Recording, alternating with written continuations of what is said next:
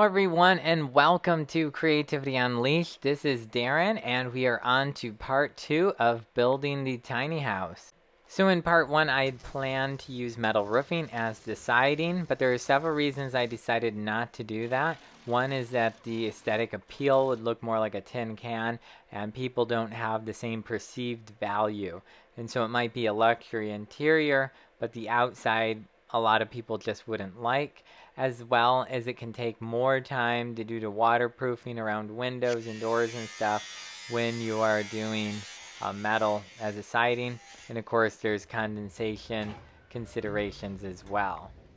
So as you can see, we are filling in all of the walls with the metal studs, and where there's doors or heavier things, we are adding in the rectangular tubing and welding that into place, and that adds a lot of strength and makes it a lot easier to hang a door.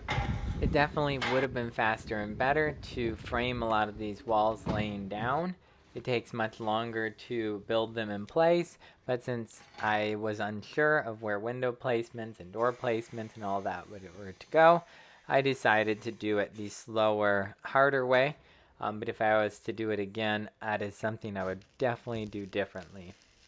So now most of the welding I'm doing with self-shielded flux core. It's definitely a lot easier to do really nice welds on the thin material, and it burns through the paint and all really well. You can see I'm just finishing up welding the roof joists into place. They've been tacked into place, but I hadn't fully welded them, and so now we're getting that done and out of the way. One of the really nice things about working with the metal stud system is it doesn't require the skill of welding. Basically, anyone with some tin snips and a drill and some clamps and tape measures and squares and a few of the basic tools can build all kinds of structures with the metal studs. But when you combine the welding factor in with it, you really have a much wider range of what you can do, as well as making mobile trailers or things like that becomes very doable.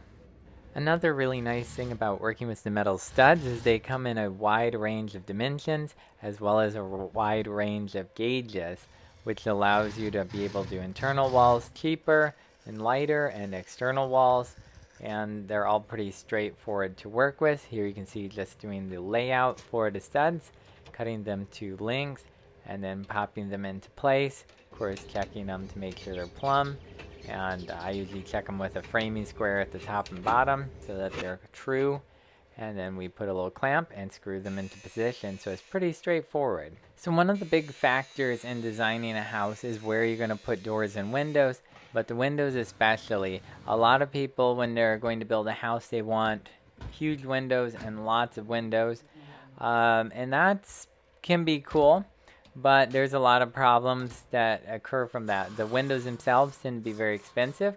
They also usually have very poor R value compared to a wall. And it also can even be a problem in that if you need bookshelves or wall art or a place to hang your TV, if you have too many windows, you're going to have nowhere to really put all of that. And you're going to spend a whole lot more money on your air conditioning or heating, which also can be a problem, as well as the noise level that transfers through a window versus a wall. They're not as insulated, even with high-end glazing. And so it's often a really good idea to just strategically put your windows where they are going to be most convenient for what you need, but avoid putting too many windows. So here you can see we're framing the wall. That's the bathroom divider, also to the kitchen. And attached to it, the opening there is going to have a pocket door. That's why the opening is so big. And then we're framing right now the bathroom window opening, and this goes over the commode as well as the shower area, and that's why it's up so high so that you can just see out. I think it's nice to be able to have a window where you spend time almost every day. So having a window where you can see out while you're showering is really nice to be able to look at the banana trees and the flowers, as well as you'll be able to look out while washing the dishes. And in the bedroom, when you're laying down, you should be able to see the sun just going down, or you could, of course, close your curtains. Of course, another consideration is the amount of windows mean extra cost even in curtains, because you have curtain rods and all of the hardware and the time it takes to install all of those things add to the ongoing cost of operating and owning the house. So when looking for other ways to finish the exterior of the house that were going to be cheaper, longer lasting, and just an overall more luxurious, better quality finish, I came across the old technique of doing lath construction, and I was looking into it, and it turns out houses can last hundreds and hundreds of years with that. And that's that they didn't have all of the modern innovations that we do now that both save time in doing the process, like the pneumatic staple guns, as well as things like acrylic fortifier that you can spray on the wood or add in with the cement mix, which will make the plaster last even longer. So we're going to tackle the wooden lath construction and see what we can come up with in the modern times. All of the sand, Portland cement, chicken mesh, wood, staples, acrylic fortifier, I believe was under $400. And that is, in my mind, extremely cheap for an entire house, which is, I believe, a great alternative if you have a bit of time. Alright, so right now we're going to be working on putting in some float masters. And I like to do them on the corners with square tubing, and that way it makes both sides at the same time. So you can see here, it's just a 1x1 galvanized thin wall tubing. I'm using magnets to hold it where, and then I'm going to just weld it in place here.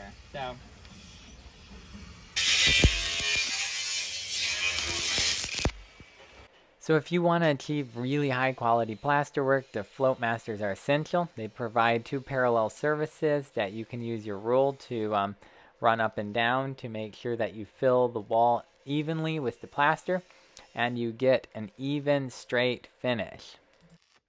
So I'll have to get a ladder for the rest. Or really long arms. Float masters also work as expansion joints, and in the case of the corner, it adds a bit of strength. So if you were to bump something into the corner of a plastered house, you might nick or chip the corner a bit. And having the metal edge there should make it just a bit more durable. And it keeps the corner nice and sharp and square and looking really good.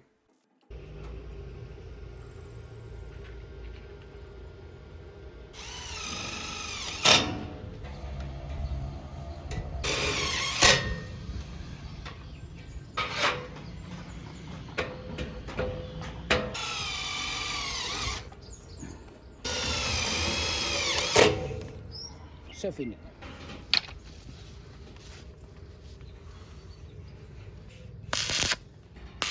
Así.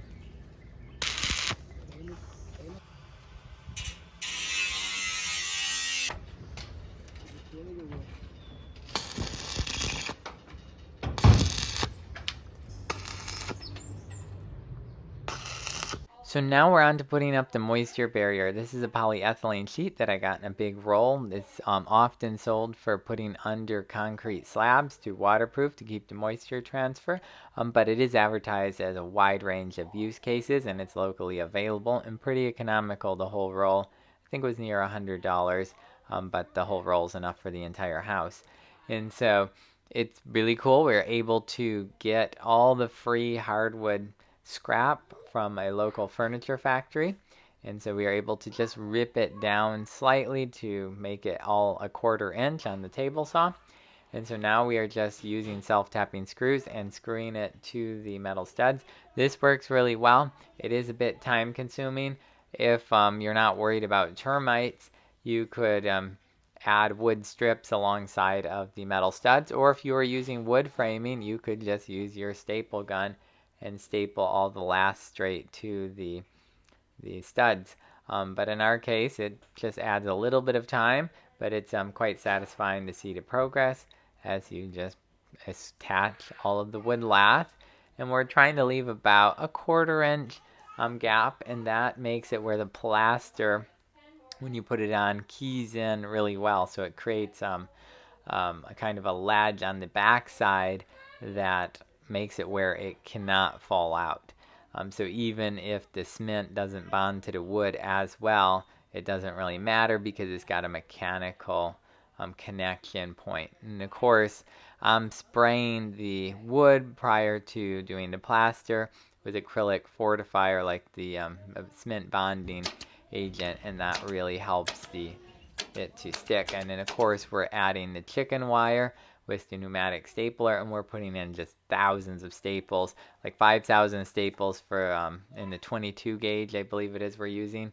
This is like traditionally used for upholstery stapling, so they're really, really cheap. I think it's like $3-4 for 5,000 staples, and so it's very economical to just really staple down your chicken mesh, and I'll add more strength to the plasterwork. Here you can see I'm adding in some more float masters because I don't want to have too wide of an area because of the rule that I'd be using for straightening out the walls. It would be pretty hard if I didn't have the float masters close enough together. And you'll later see I made a really cool development to ensure that the plasterwork goes really fast and extremely accurate. So one of the common problems you see in the really old houses done with lath construction is that sometimes the lath, the wood, detaches from the framing underneath, and I think that's often due to just really small nails that were manually put in. I think a screw or a staple that's long enough would probably hold a lot better. Another problem is sometimes the plaster itself detaches from the wood, and I think that can be addressed as well. So I'm on probably around 3 dump trucks worth of hardwood little off-cut rips. Yeah, this will definitely make multiple houses worth.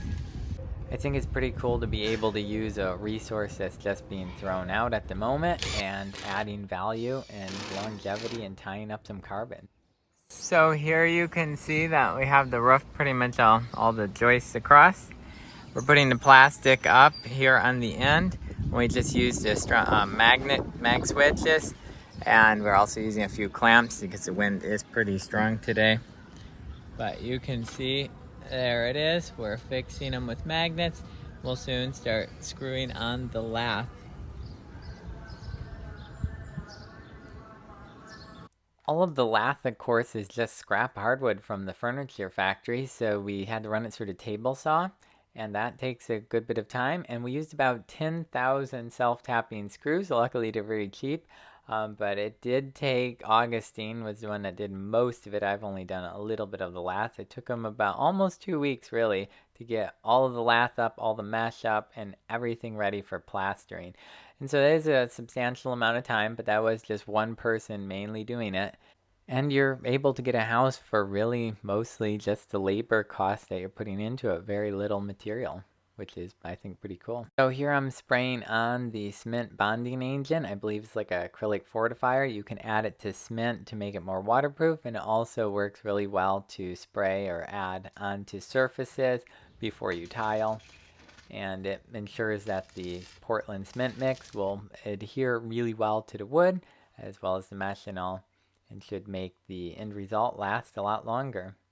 Well, it's been a lot of fun having the challenge of trying to develop the highest quality, lowest cost house, and taking a look back at what was done in the past, as well as trying to utilize modern technology and innovations to really have a new look at construction and what's possible to do, especially if you don't have the most resources. I hope you all enjoyed the process. Next video we are going to be covering all of the plastering details, which I think is really cool. I got a bunch of really cool tricks up my sleeve. And if you have any questions or thoughts, leave them down in the comments below, and I will try to get back with you. And I am looking forward to seeing you in the next episode. You all have a great one. Bye now.